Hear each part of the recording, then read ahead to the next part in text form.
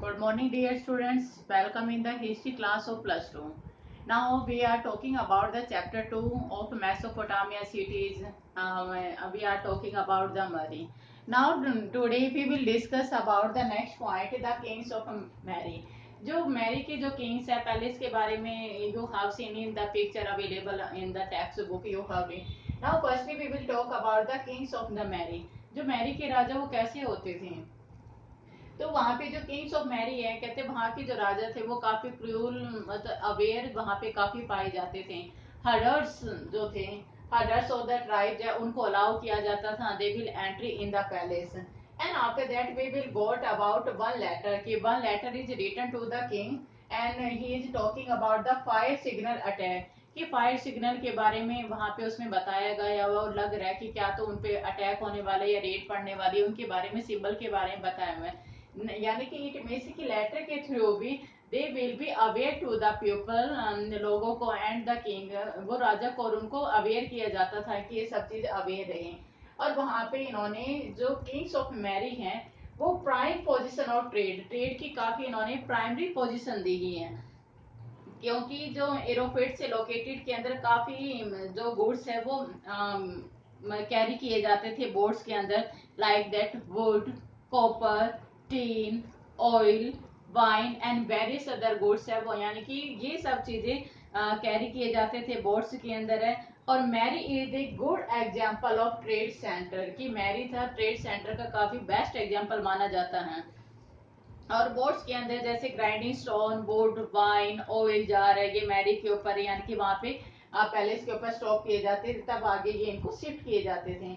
और जो बार्ले है वो एक स्पेसिफिक ग्रेन होता था जो बोट के अंदर है वहां पे सबसे ज्यादा ये पाया जाता मतलब स्पेसिफिक ग्रेन बोट्स माना जाता है ये आया था ये. और most important we are talking about the tablet.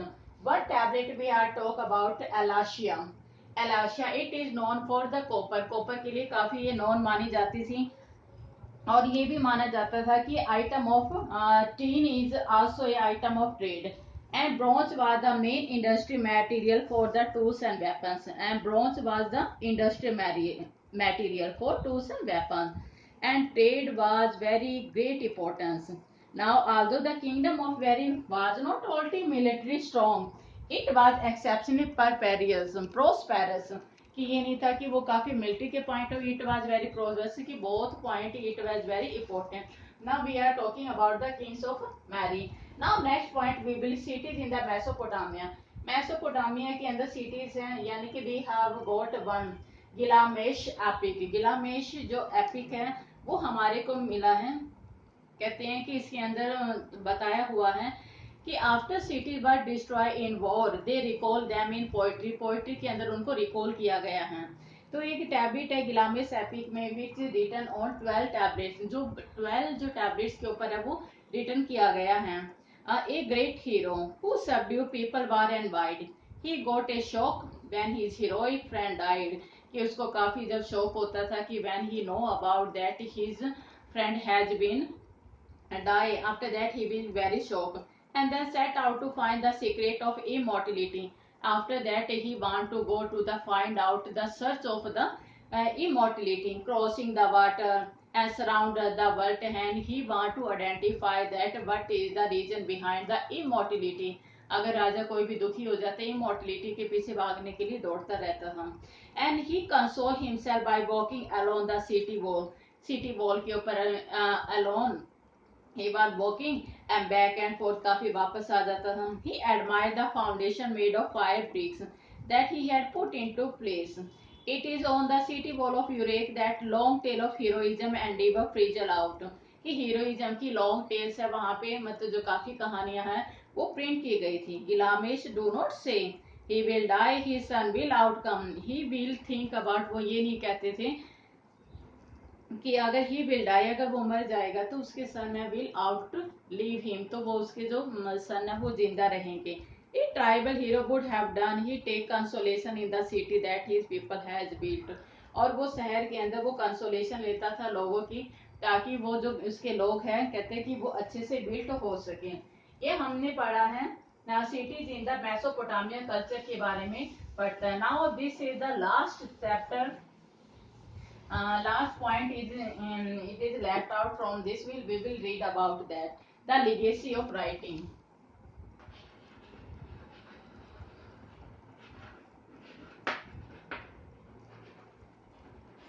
कि मेसोपोटामिया है, कहते हैं कि लिगेसी एक ऐसी देन दे के गया था राइटिंग स्किल के ऊपर है।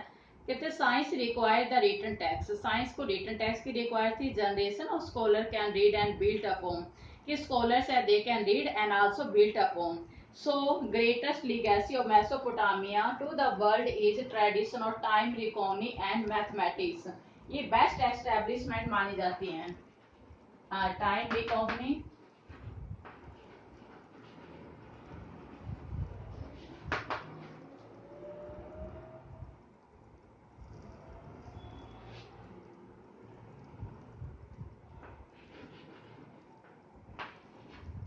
and mathematics.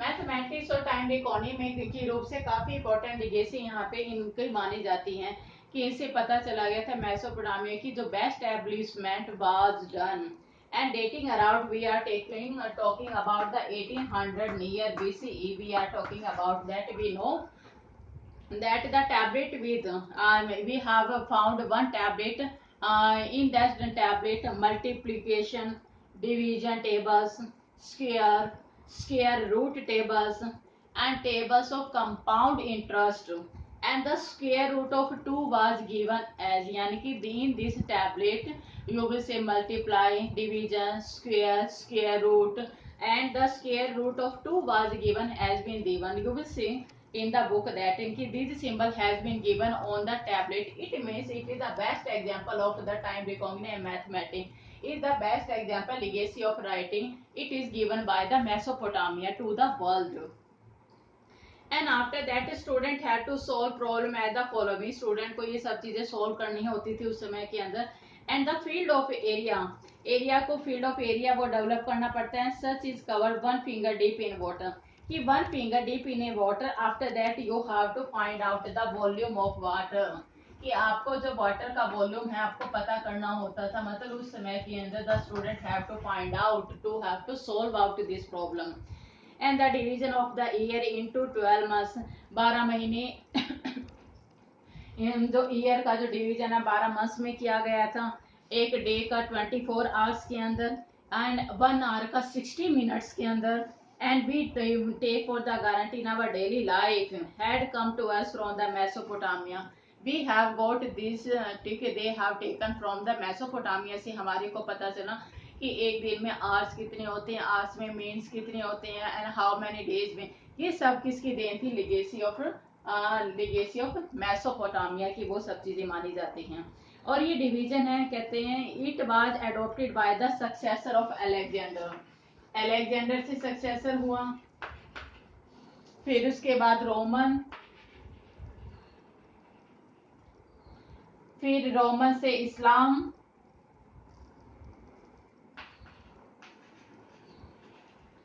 इस्लाम के बाद फिर पूरे यूरोप के अंदर ये पूरा का पूरा ये चीजें डेवलप हो गई, यानी कि had to spread in the whole world.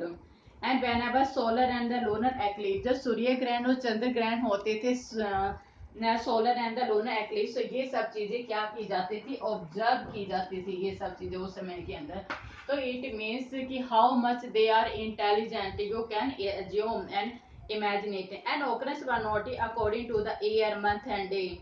So too they were recording the after observed position of the star and constellation in the night sky. कि स्टारों की जो पोजीशन है कॉन्स्टलेशन जो स्काई के अंदर है, they will also observe.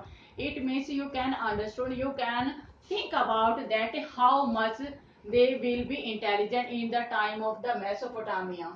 Time recognition, mathematics, multiple division, sum, square root and square root of 2, that has to be find out and all the student they have to solve the problem in that time.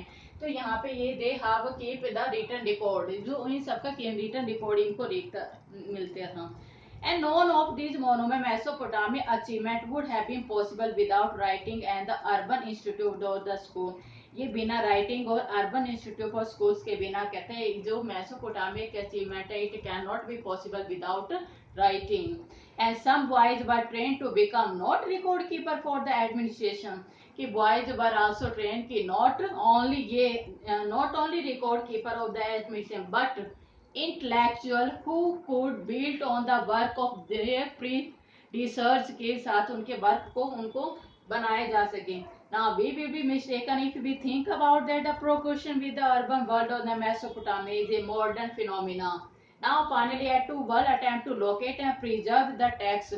In text को preserve किया जाता था, locate किया जाता था और past की tradition को, इनको सब चीजों को बना के रखा जाया जाता था उस समय के अंदर है. तो ये आपको पता है कि बिना रिटर्न रिकॉर्ड किए it can not be possible. तो वहां पे रिटर्न रिकॉर्ड भी होता था और सब चीजों का इनको एडमिनिस्ट्रेशन के अंदर भी यूज किया जाता फॉर फ्यूचर जनरेशन के लिए भी इनको प्रिजर्व किया जाता था इनटू टेक्स्ट के अंदर.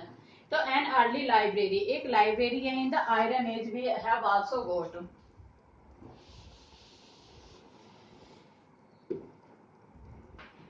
आयरन एज मीन्स जहाँ पे आयरन का सबसे ज्यादा यूज होता था.